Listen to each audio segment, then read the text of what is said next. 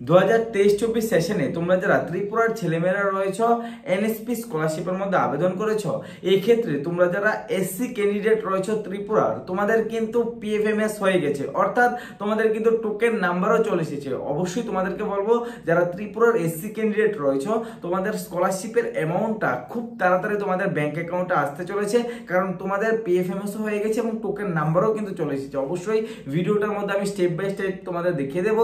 তার পাশাপাশি যারা ওবিসি ক্যান্ডিডেট রয়েছে এবং যারা এসটি ক্যান্ডিডেট রয়েছে, যারা জেনারেল ক্যান্ডিডেট রয়েছে, তোমাদের স্কলারশিপের অ্যামাউন্ট কবে আসতে পারে সমস্ত ডিটেলসে আজকের এই ভিডিওটার মধ্যে জানতে পারবে।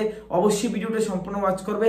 তার আগে তোমাদের কাছে একটা ছোট্ট রিকোয়েস্ট, যদি চ্যানেলে নতুন হয়ে থাকো অবশ্যই চ্যানেলটিকে সাবস্ক্রাইব করে পাশে থাকা বেল আইকনটিকে একবার প্রেস করে রাখবে এমন ইনফরমেটিভ ভিডিও সবার প্রথম পাওয়ার জন্য। চলো দেরি না করে ভিডিওটাকে স্টার্ট করি। ভিডিওর স্ক্রিনে তোমরা স্ক্রিন রেকর্ডটা দেখতে পাচ্ছ, এটা কিন্তু একটা ফ্রেশ স্টুডেন্টের আইডি। এখানে কিন্তু এই বছর এই স্টুডেন্টটা এনএসপির মধ্যে আবেদন করেছে, এসসি ক্যান্ডিডেট, তার আইডি কিন্তু এখানে আমি ওপেন করেছি। তোমরা অবশ্যই আমার আগের ভিডিওটা দেখে নেবে, ওইটার মধ্যে কিভাবে অ্যাপ্লিকেশন আইডি ওপেন করতে হয় বা তোমরা কিভাবে নিজের আইডিটা চেক করবে ওই ডিটেলসে ভিডিও বানানো আছে, ঠিক আছে।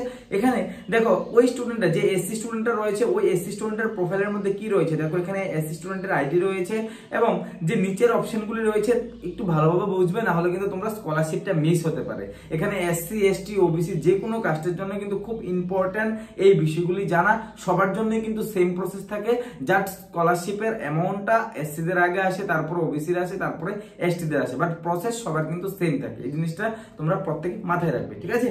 এখানে দেখো application verified by school, institution, college, এখানে তোমাদের কিন্তু অবশ্যই ইয়েস থাকতে হবে। তারপরে কিন্তু তোমাদের আদার ভেরিফিকেশনও কিন্তু ইয়েস থাকতে হবে এবং board verification verified by the state board officer, এটার মধ্যে কিন্তু তোমাদের তিনটা অপশনের মধ্যে ইয়েস থাকতে হবে, ঠিক আছে।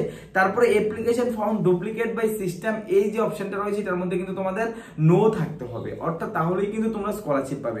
এবার সবথেকে যে মেইন বিষয়টা, তোমাদের এই অপশনটা যে রয়েছে যে সিলেকশন ফর মেরিট লিস্ট, এই অপশনটা তোমাদের ব্ল্যাঙ্ক ছিল এবং অনেকেরই নো ছিল। এখন তোমাদের এটা পরিবর্তন হয়ে সিলেকশন স্কলারশিপ মেরিট লিস্ট কিন্তু তোমাদের ইয়েস হয়ে গেছে।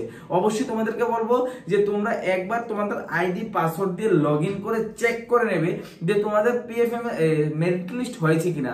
যদি মেরিট লিস্ট না হয়ে থাকে, এখনো পর্যন্ত ব্ল্যাঙ্ক থাকে, তাহলে কোনো প্রবলেম নেই, কিছুদিনের মধ্যে তোমাদের আপডেট হয়ে যাবে, তোমরা স্কলারশিপ পেয়ে যাবে।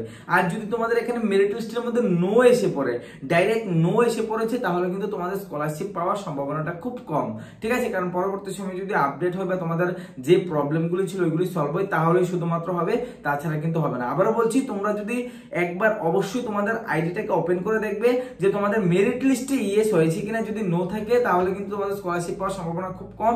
যদি তোমাদের এখানে ইয়েস হয়ে যায়, ঠিক আছে, ইয়েস হয়ে যায় বা ব্ল্যাঙ্ক থাকে, তাহলে কিন্তু তোমরা এখান থেকে স্কলারশিপটা পেয়ে যাবে, ঠিক আছে। আশা করি তোমাদের বুঝাতে পারলাম। তারপরে দেখো scholarship for process from NSP PFMS, অর্থাৎ তোমাদের কিন্তু পিএফএমএস হয়ে গেছে, এখানে ইয়েস, এবং তোমাদের টোকেন নাম্বারও দেওয়া হয়েছে, অর্থাৎ তোমাদের যে টোকেন নাম্বারটা, এই টোকেন নাম্বারও কিন্তু তোমাদের দেওয়া হয়ে গেছে, অর্থাৎ তোমাদের পেমেন্টটা কিন্তু তোমাদের একদম এখন লাস্ট পর্যায়ে তোমাদের প্রসেসিং চলছে। এখন তোমাদের শুধুমাত্র পিএফএমএস থেকে তোমাদের ব্যাংকে পেমেন্টটা রিলিজ করবে।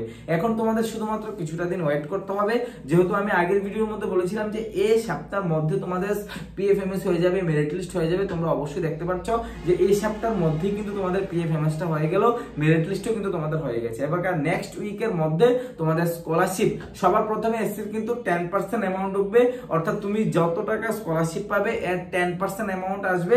তার পরবর্তী সময়ে কিন্তু ধরো 10-15 দিন পরে তোমাদের 90% অ্যামাউন্ট কিন্তু আসবে। দুইটা স্লটে ভাগ ভাগ করে কিন্তু এসসি স্টুডেন্টদের কিন্তু পেমেন্ট আসে। আশা করছি তোমাদের বোঝাতে পারলাম। এবার যারা ওবিসি ক্যান্ডিডেট রয়েছে, তোমরা কোশ্চেন করতে পারো দাদা আমাদের স্কলারশিপ কবে ঢুকবে।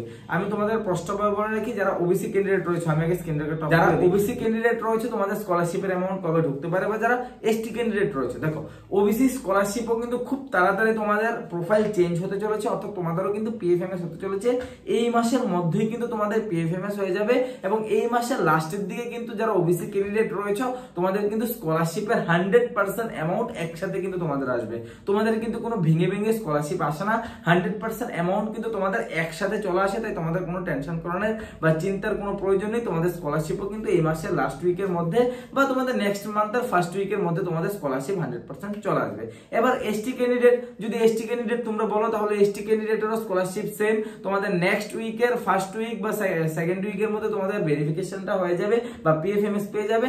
এবং তোমাদের 20 তারিখের মধ্যে যারা এসটি ক্যান্ডিডেট রয়েছে তোমাদের লমসাম 20 থেকে 25 তারিখের মধ্যে তোমাদের স্কলারশিপও কিন্তু এসটি ক্যান্ডিডেট যারা রয়েছে তোমাদেরও কিন্তু চলে আসবে।